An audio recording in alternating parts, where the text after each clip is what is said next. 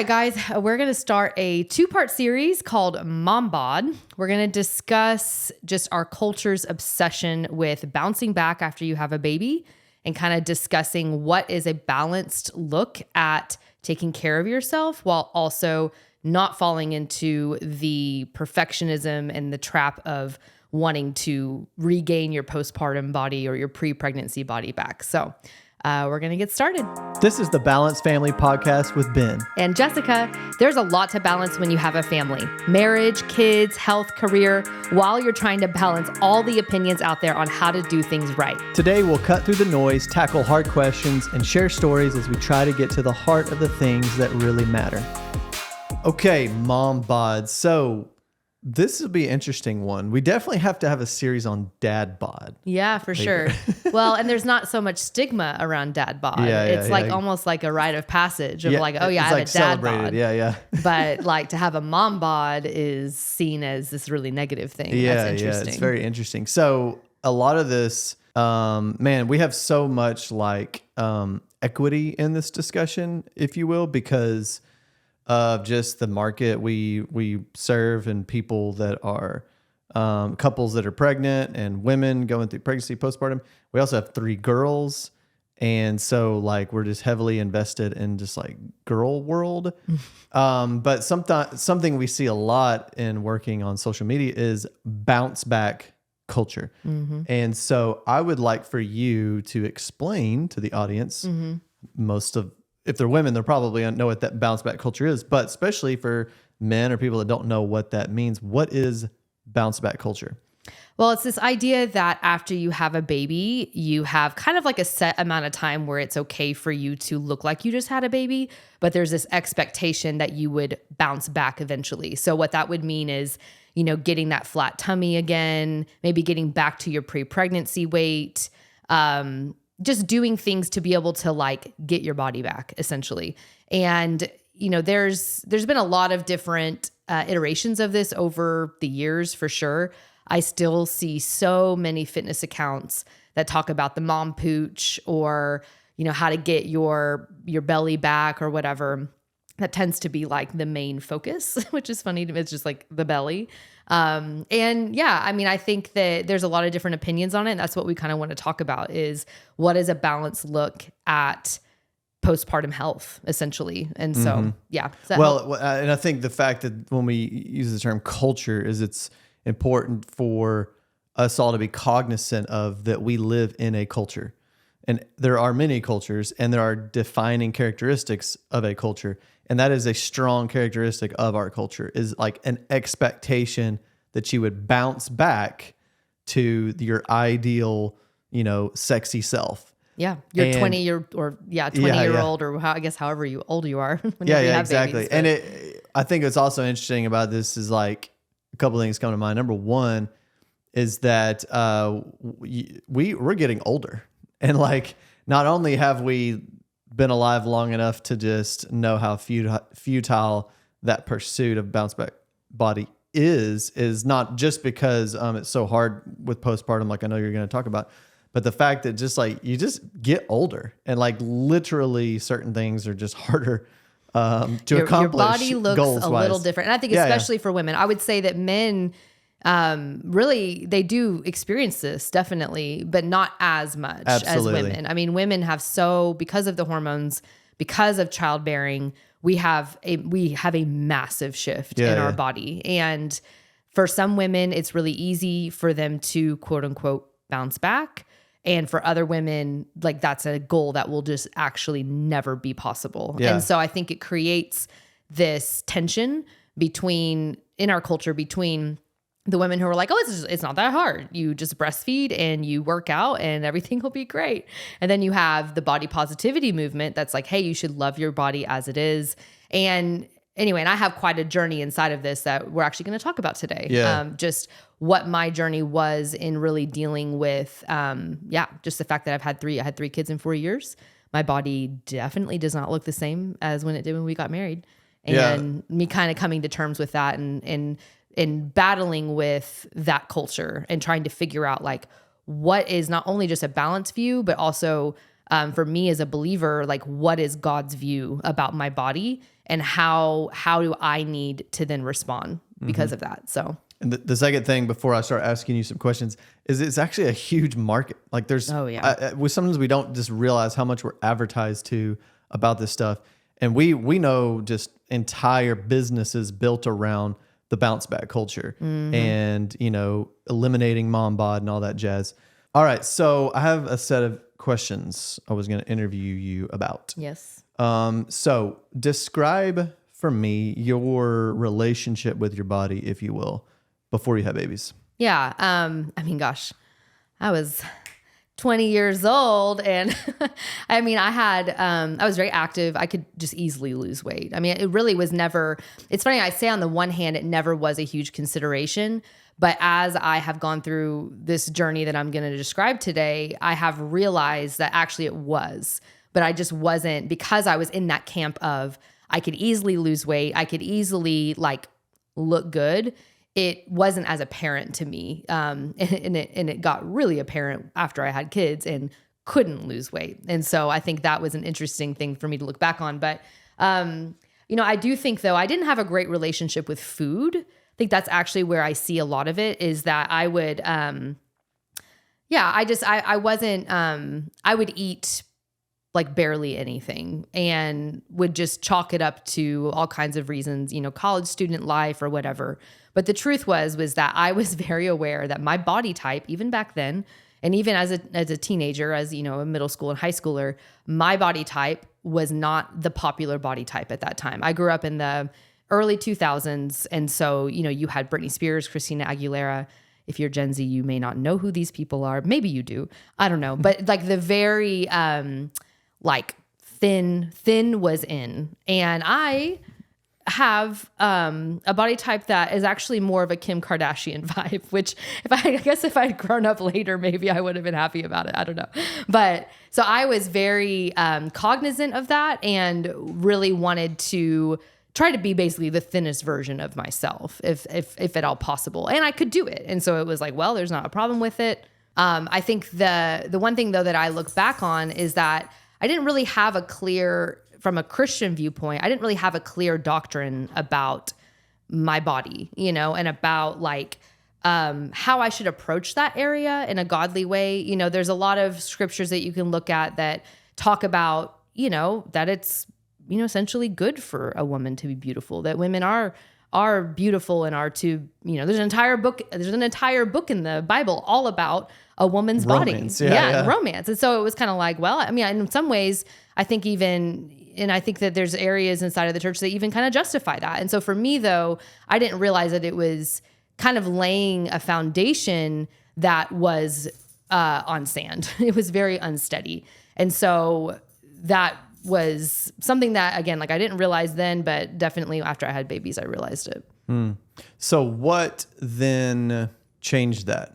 Changed my view of my body or changed my struggle, or when did I start struggling? Whichever you want to answer first, but I was thinking about just how did that process of your view of your body start to shift? Yeah. And what was going on? Why would you even want to go through a process of changing that? Yeah, I think the main thing was, so after I had my first baby, I got pregnant. I gained the quote right amount of weight. And after my first baby, I didn't drop weight while I was breastfeeding. By the way, little PSA for some people lose a ton of weight when they breastfeed. I am not one of them. My body holds on to every ounce of fat like I'm going to have a famine and I better be able to feed my baby through the famine. That's what it felt like. It didn't matter if I dropped my calories too low, I wouldn't make enough milk. It was just like my body was not playing game. And it wasn't until I weaned that I was even able to drop weight. And so that was kind of that was the first time that I came up against that resistance in my body. And it was like, whoa, my usual tricks aren't working. And also I was sleep deprived and stressed and, all the other things that come with being a new mom. So I would say that was the first little droplet of I don't really like the way my body looks, and there's nothing I can do about it. That was kind of hard, but I did end up losing that weight. The time then after that, when I had my second, that was when things really shifted because I had a C-section with her, And my body, like, I did not drop the weight. I was unable to get back to my pre-pregnancy weight, which, in bounce back culture, that is the goal, is like, oh, you're supposed to not only just get back to your pre-pregnancy weight, but to also have your core be restored and all these different things. Well, I had 2 babies in 2 years, and one of them was a C-section. And so, like, my body was like, nope, we are not, like, this is not a priority for me right now. And so that was when things really kind of hit hard. And I realized I was dealing with a lot of undercurrents of shame, and a lot of, the way that I respond to that a lot of times is control. So I will then start kind of hyper fixating on like what to do. Is there something wrong going on with my body?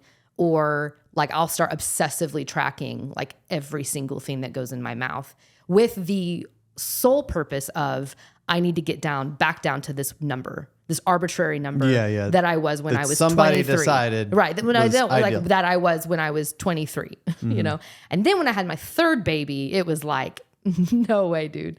And after that, I feel like my body hit kind of a homeostasis, so to speak. And that was when things shifted even more, because then it was like, okay, I'm done having babies. It's like almost like I don't have an excuse anymore, was what it kind of felt like. And I tried everything. I like dropped my calories. I was running. I was like doing like quote unquote all the things, try to lose weight. And like literally my body would not budge past a particular weight. And I did this, for years. And so that was hard for me. It was kind of a moment of, and again, it wasn't like I was like literally sitting around like, oh, you're so stupid, Jessica, you're, ugly. Like it wasn't like that. It was this constant soundtrack in the back of my mind playing about like, you better not eat too much. You don't have enough self-control. That was a big thing. Like you need to have more self-control. You need to do this. You need to do that. Why don't you try this thing? Why don't you try that thing? And and it was like, I didn't even necessarily totally realize it until, which I'll talk about in a minute, I had kind of like a moment where it was like all of a sudden I realized, oh my gosh, this is actually consuming my life, and I had no idea. And that was kind of like the big breaking point for me inside of it. So, Man, when you were talking, I was thinking about just those arbitrary expectations you were mentioning, and it's just like, yeah, who decided that is the ideal that is worth, spending gobs of money and stress to try to achieve. And it's so interesting because it's similar to just how our culture views some work with moms as well. And what I mean by that is like motherhood is seen as almost like this oppositional force to what a woman's identity should be based upon. So it's kind of like your identity is, you're told by our culture, your identity is based on how you look and how you, feeling sexy and going out and achieving and having this career. But then there you have this maternal instinct that you want to be a mom, you want to have a family. And so you're always like, it just feels like women are just like in this battle between just like all these different worlds of what it means to be a mom. You're expected to look like you've never had children before. Yeah, which is crazy. That is the expectation. And that's the goal, is I want to look like I never had children. And that's wild, right? Yeah. I mean, because literally you actually have physiological shifts in your body. I was talking about this the other day with one of my good friends, because she was just like, golly, she's like, I feel like my hips like are just so much bigger. And it's like, yeah, that's like literally your hips like grow. Yeah. I mean, in your rib cage actually expands out. Like there's nothing you can do about that. There's no like amount of crunches you can do to get your ribs back down. Like when you have a baby, that's just what happens. And I don't know, it's this, and that's where I think it's like, again, for some moms, it's actually really easy and they can get back to their pre-pregnancy self and whatever. And that's like all good and well. But I think for me, it was recognizing this is actually taking up so much of my time and my mental space and that was where I felt honestly just really convicted about it. It was just like, this is nuts. And this is actually super worldly culture vibes. It's just like, why am I even caring about this? Yeah. Yeah. I could not imagine just like the the just like accumulation of these like micro stresses going on in your mind, like as a young woman going through those changes. Like there's nothing as a man I can really relate to in that regard. And it made me think also of like in history, like in ancient history and ancient art. I mean, the ideal woman was actually pretty round. She was. Because it represented fertility. And in a lot of pantheons and religions, they actually would have like a goddess of fertility. She was always a big gal. She is voluptuous. And so like literally our culture promotes a body type that in other cultures or in other time periods was literally quite opposite.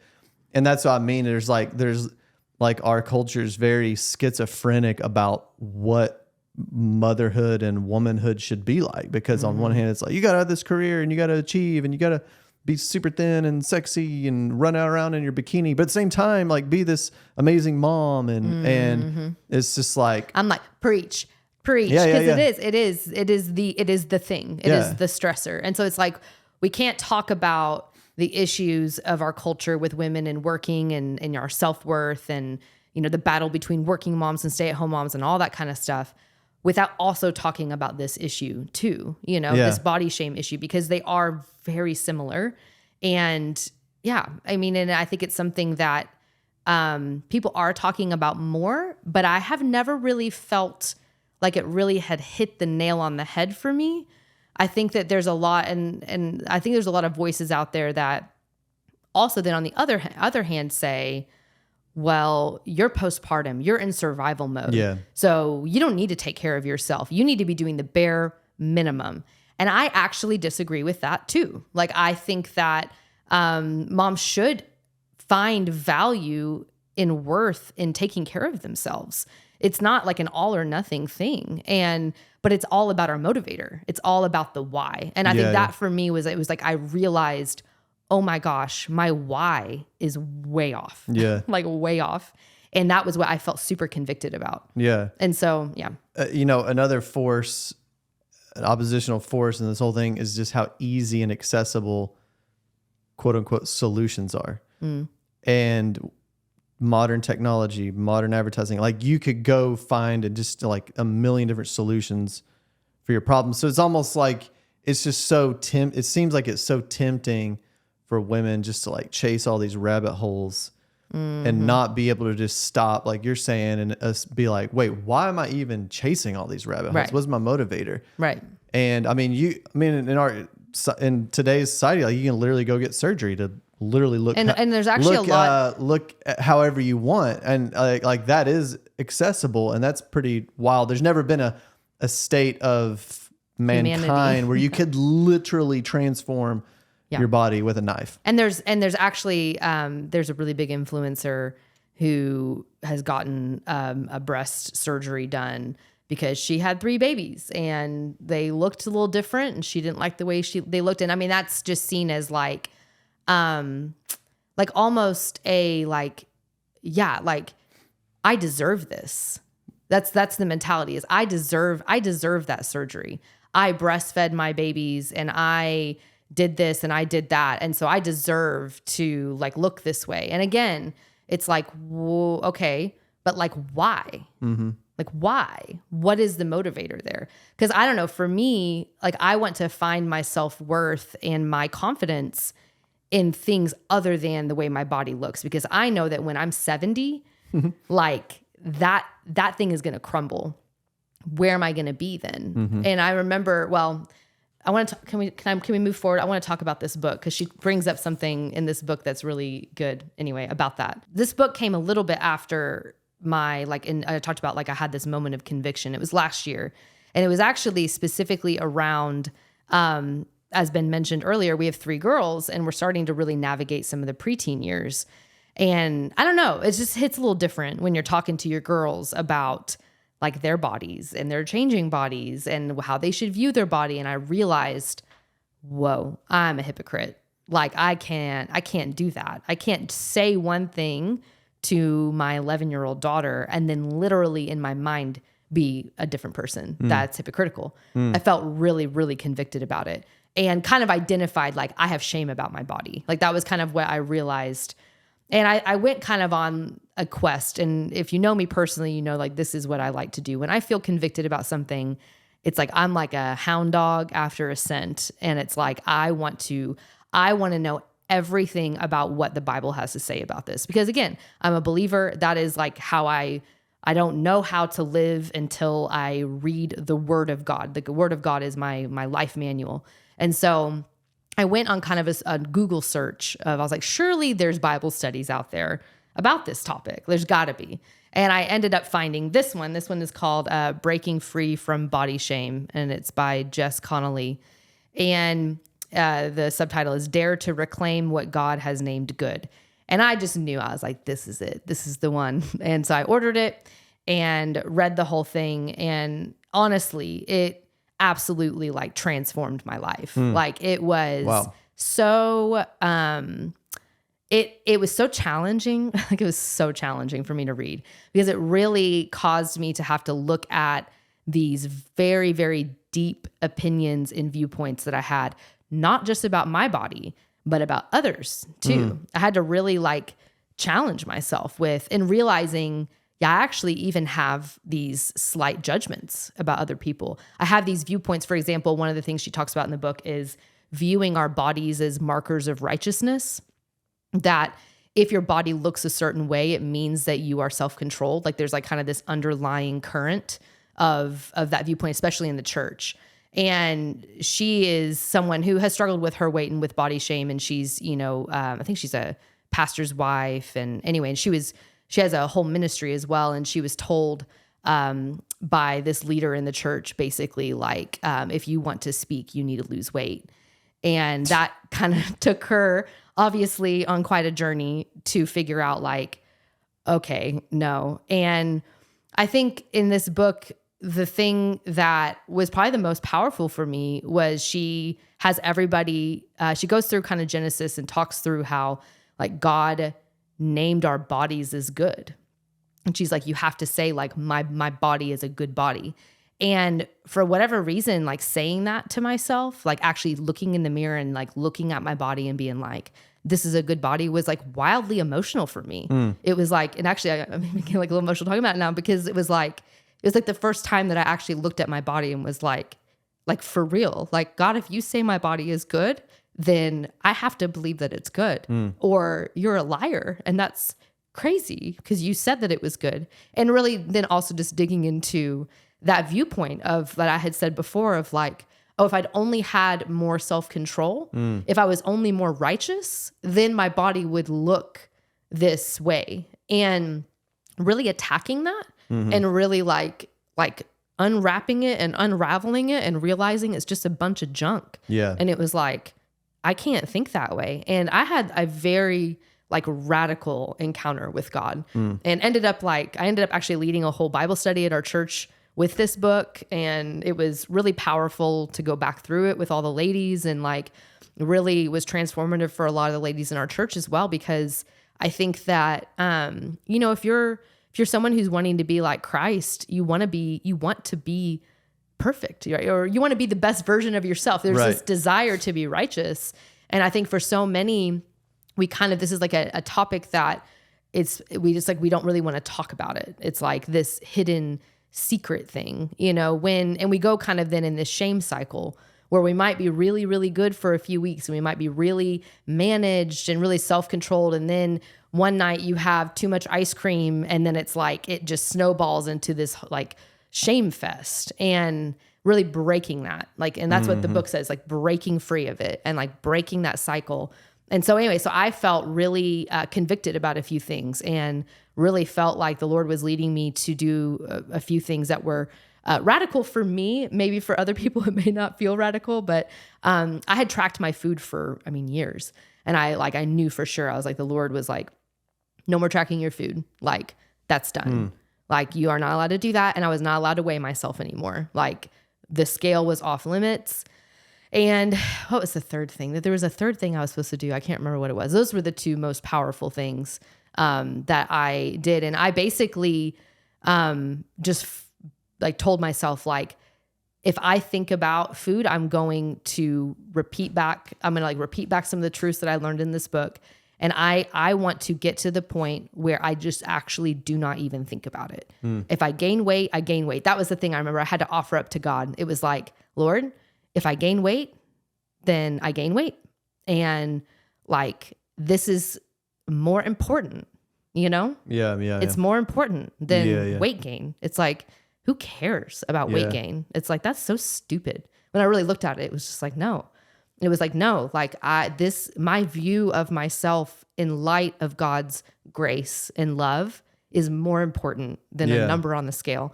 And it was, absolutely radical for me. It really changed a lot of the way that my mind looked at other people, looked at myself. It was radical, and it was really, really life-changing. I remember just you becoming a lot lighter about the whole topic. Cause like none of this stuff was like, you had never thought about, body shame and our culture and bounce back and all. Like, it's not like you had never had any self-critique about how you're carrying that and stuff. No doubt. But it was like, I just remember you just got really serious about having a mental detox, if you will. Mm-hmm. People want to have all these physical and food detoxes. Like, I remember you just got serious. You're like, I'm going to detox my mind from all this bullcrap that are. Oh, my third thing. Yeah. As you were talking about detox, I got off social media. Yeah, that's right. Not Balanced Birth Couple. I was still on Balanced Birth Couple, everyone. But actually, I was off social media for a significant amount of time. My algorithm had shifted to where it was all, if you know, high protein and strength training. Okay. And it had started morphing into this weird like gym girl vibe. And it was toxic as heck for me. And so, I actually got off my personal social media.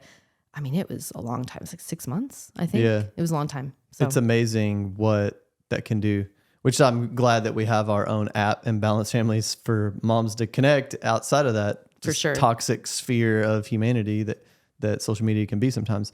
But anyway, man, I remember the shift in you from like just the burden. Like I think Jessica, what impressed me the most was like you had some like legitimate frustrations, like having to change your wardrobe like 4 times. Mm-hmm. Like I remember watching that and you being so frustrated and I being like, you know what, that does suck. Like I as a guy, not just as a man, but as a man who's never had much change of physique and struggle with that. He still has shirts from the 8th grade. Yeah. Okay. I mean, it's like not fair. It really is not. And I just can't. I'm just his like metabolism is nuts, y'all. But I like tried. I remember I was like, okay, let me try to imagine if I had to go out and shop. Man, that sucks, And but I remember a shift in you where it was kind of like, you know what? If I got to go shopping again, I'm going to go shopping again. I bought a bigger pair of pants in the fall. Yeah. It's true. You made this decision in your heart that you were like, I am going to get out of this prison. Mm-hmm. And that was super impacting to just watch. Yeah. I don't know. When I finally see something, it's like, I can't handle in the gray. It's like, I got to get out. And that was what it was. I had lived with it for, 10 years and it was like, I can't do this anymore. And so anyway, it was super powerful and highly recommend this book. Yeah. This book is so good and will absolutely change your life. So, all right. So I have a question for you because I know this is something that is, I hear actually from a lot of moms. That's a part of the shame, I think, is feeling worried that their husbands don't find them attractive anymore or just in general, just kind of wondering, like, what does he think about my changing body? And so I don't know. Could you speak to that? Well, I mean, this episode, we're talking a lot about culture. And this whole time I'm thinking like, man, men play like a huge, if not the biggest role in all this. Yeah. And like men and what we say and the way we treat women, like that just fuels all of this. And all of the ideals in our culture we're talking about are to please men. And I think I started really realizing that as a young man, and it just sickened me. And this was before I had daughters and stuff like that.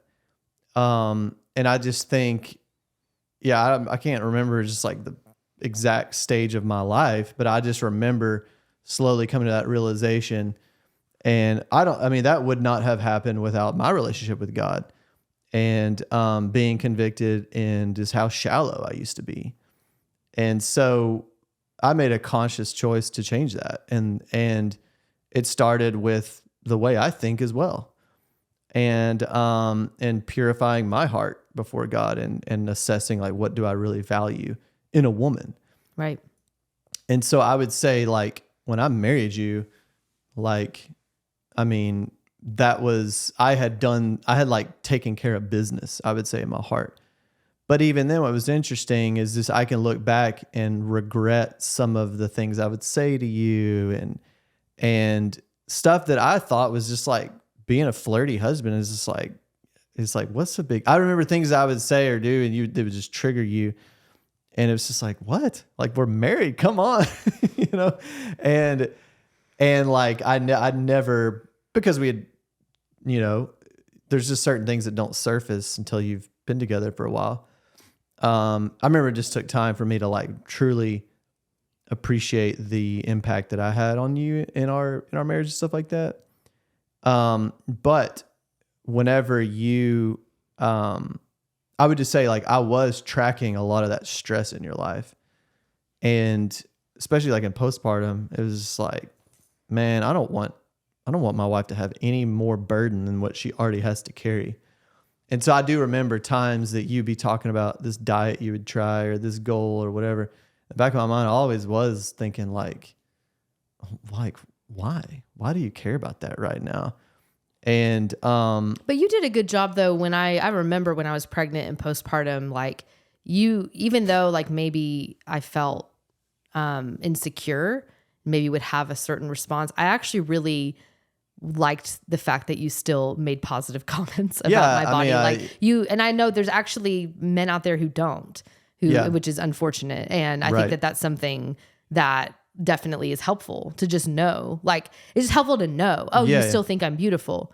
You still find me attractive. Okay, good. See, what's funny to me, Jess, is you telling me that. I can remember many times that I would make a comment about your body and you'd be like, why can't you compliment something beyond my body? 100%. So it's yes, I know. What do you want from me? I'm a mystery. I think that a lot of women could probably relate to that. Yeah. I wanted it all. Okay. I wanted you to just dote on me constantly. You wanted a perfect like compliment sandwich, or like a layered thing where I'd be not even a compliment sandwich. I wanted just a compliment. A compliment, a well-rounded compliment about your internal Sunday. And your external. Yeah. And I actually probably had to learn that. Like, okay, I'm going to compliment her body. I got to make sure to have this compliment about something else. I wanted you to compliment all of my hard work and dedication and sacrifice. That was actually really what was going on, which is a whole other topic. I wanted you to compliment all the things. Yeah. But you did compliment. And as much as I wanted you to compliment the other things, it was helpful for me to know, because, you do just kind of wonder. You hear, about couples, and I never thought that you would ever like cheat on me or leave me. I've never thought that. But, you're like, I hope he still like finds me attractive. Like, ugh, because especially when you feel like, this is it. I am the way I am, you're like, gosh. And so that was helpful, Well, and I think that, and every guy's different, but, unfortunately there are a lot of shallow dudes out there. And I've seen them even on like some reality TV, especially some of those like celebrity shows. You watch those? Do you watch them in secret? In passing. And you hear some of the comments by some of these like celebrity husbands toward their spouses, just like, ugh, like you are disgusting. And but I think that a lot of guys could relate to me of just like, I'm always attracted to you. Like I've never really struggled with that. So I think it was confusing for me of just like, yeah, of course you had a baby. Like, I don't have this expectation you would, and especially now that we're getting older, it's just like, what, you're trying to look like you're 23? Like, dude, we're in our late 30s. I was like, that ship has sailed, and I'm over here losing my hair, It's like, my skin's getting more loose. Like, it's like, mortality has like sunk in by now. It has landed. But I think like that phase of life, like your late 20s and early, like you still think that you're young and you don't realize that you're not. And then some people just age hits them quicker than others. But getting off topic, so that was kind of what was going through my head is I did have to learn to be a lot more careful about what I said. And I think that's just like a good encouragement for all men out there. It's just like, man, you gotta clean up your heart and your mentalities toward women and toward your own spouse if you want her to have this healthy mindset about body. And it really is. I talk about our kids so much in this issue because having 3 girls, like I think about it a lot. And one of our child has a chronic kidney disease and she has enlarged kidneys, like literally her body shape literally is not normal and can never be because of her condition. And so that's stuff you don't think about it. And so like I get kind of Papa Bear about this topic whenever I and this goes back to this core question of like, why should we care about, like you were talking about boob jobs earlier. It's like, why should we care about that? Why should we care about the people who's doing like living their life? They're, it's a free country. And my answer to that question is like, because like, no, we are all together creating a culture of society that impacts our children. And I have a child that like, she literally like, there's things just like off the table and you are defining to her what beauty is. Right. So I've got to do double work as a father to tell her what beauty is. And that's not that, it's not a job that is anybody's but mine and anybody's but yours. But when you become a parent, you really see how massive all these forces are kind of working against you. Yeah, it's true. And the reality is that as human beings, our worth is so much more than our externals. This body is a tent. It's fake. It's not real, It's like our worth is inside. Our worth is what character we have, what values we have, who we are in Christ. We have intrinsic value, And I think that's the thing for me was really valuing what God values inside of myself, inside of others. And I don't know. I just think that I wish that I think there are a lot of people who are viewing it things that way and are trying to, right this wrong. I think, and that's really good. And I mean, people like Ms. Connolly over here doing the Lord's work. Good book. For sure. I also laughed. You would always ask me sometimes like the hardest question. You would ask like, you would just go for the jugular. Like when I'm postpartum. Did you think I was more attractive when we first got married? I'm just like, why would you ask a question like that? But I did have a stroke of genius when you started asking me that. I remember being like, well, did you like me when I wasn't balding? And it was just like, touche. You want me to like, it's like, I am still attracted to you. I'm unconditional love, but don't ask a question like that. Yeah, for sure. So anyway, that's funny. Now you mentioned something about eating a tub of ice cream and having that shame cycle. Yeah. Next, part 2, you've got some really good thoughts that I'm ready to hear about the other side of the coin, which is actually like how to go about having some health goals, even losing weight and that being a goal, but it not turning into this toxic mental cycle that jacks up your identity and all this kind of stuff that we've been talking about today. And that's what part 2 is going to be about, because we're all about balance here in this podcast, and that it's not so simple sometimes just to be like, screw the world and just have whatever kind of body you want and be unhealthy and just don't care.